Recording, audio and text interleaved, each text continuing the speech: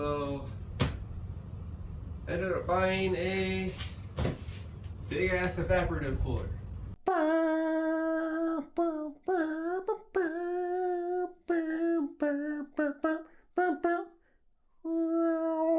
ended up getting this at Home Depot. You can see the price tag there, $5.89. So let's go ahead and see how well this thing works. As you can see here at the bottom, got a little plate we have to remove. Remove the plate because that's where the casters are. Hardware in this little tube here. Put the plate back on. Got the connection for the hose. Remove the styrofoam.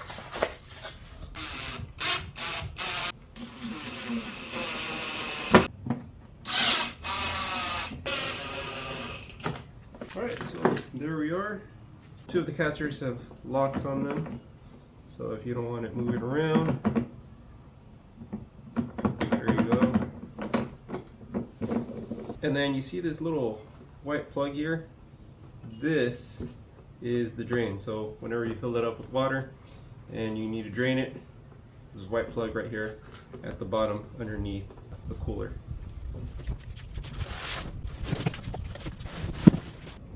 60 pounds, so something to keep in mind, but those casters make this very easy to push. For buttons, you get the on-off button, obviously. You get low, medium, high, and then there's also an oscillating option. Max water pressure 65 psi. Otherwise, use a regulator if you have something that exceeds 65 psi. Storage, drain, tank, and wipe dry. Plug is located on bottom of cooler. Ensure pads are dry by running fan without pump for at least 30 minutes. So this back panel comes out. There's two screws right here. So you pop this open. You wipe it down inside.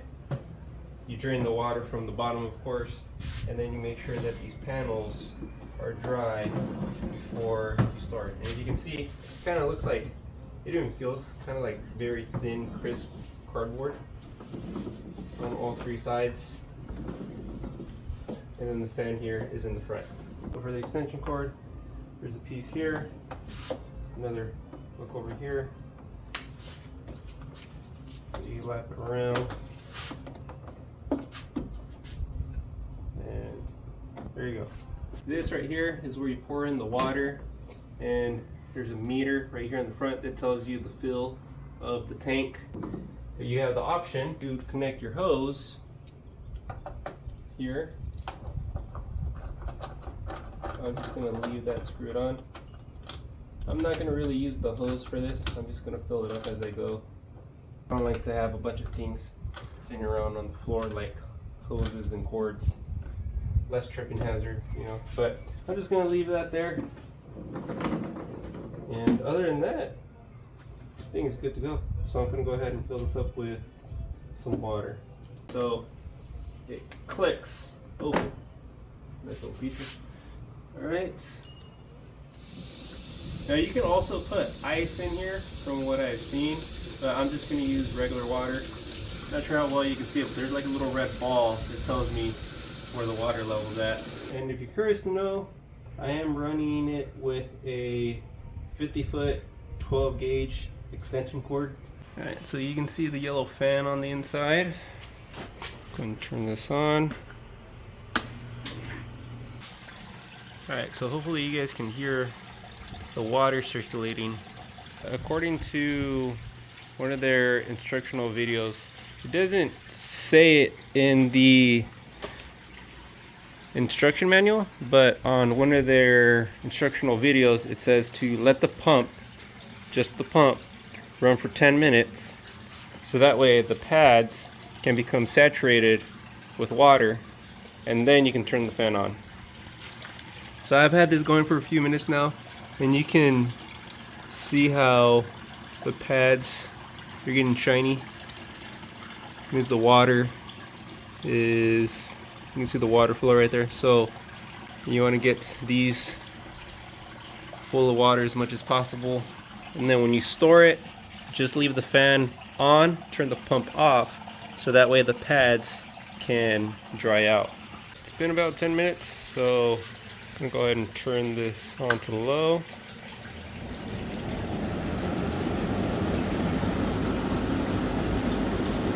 Alright, so I would say it does feel a little cooler compared to a regular fan. Let's see, let's put it on high. Now let's try the oscillating feature.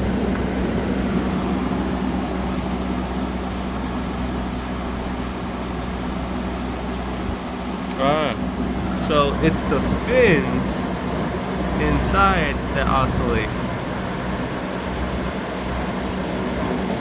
So we'll compare it to the towel here, see how much wind it picks up.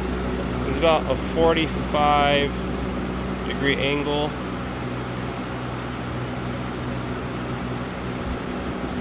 It catches the wind there.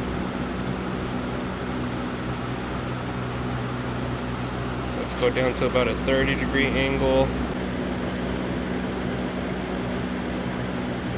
And not much.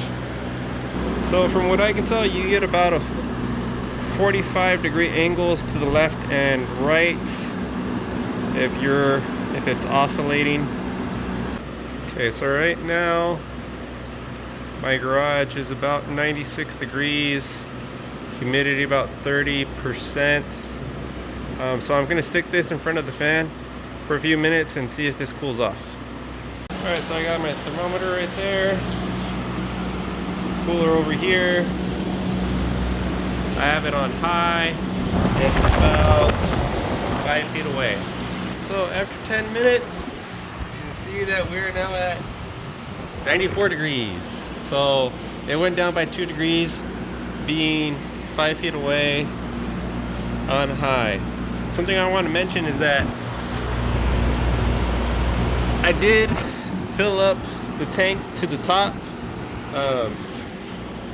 when I started this, so you can already see quite a bit of water has already been used up right there.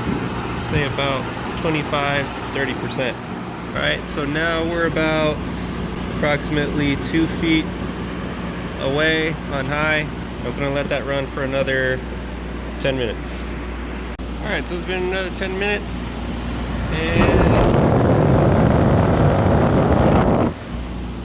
they went down 1 degree, being 2 feet away. Now, granted, the garage is getting hotter, so there's probably a little bit of offset going on in there. But I'm gonna do one more test where I'm going to completely close my garage, and I'm just gonna have it be right in front of the cooler here, just a few inches away, and see what happens there. Alright, so garage is closed, back door's closed, windows closed, and I have it right in front of the cooler here. So I'll give it another 10 minutes and see what happens. Alright, it's been about 10 minutes, and man, walking into this garage right now kind of feels a little bit like a sauna. It's like, if you've ever been to Cancun, it feels like Cancun weather. But I'm going to go ahead and open up the garage.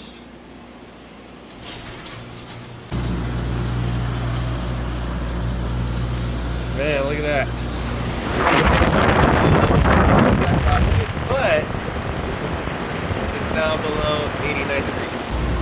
And water level, still have about a third left.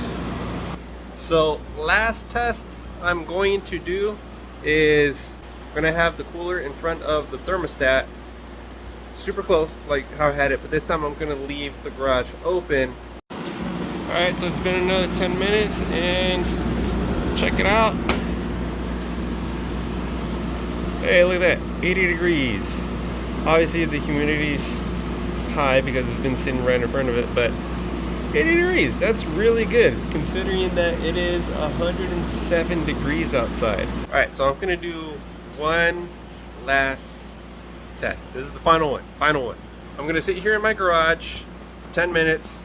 It's 104 degrees outside.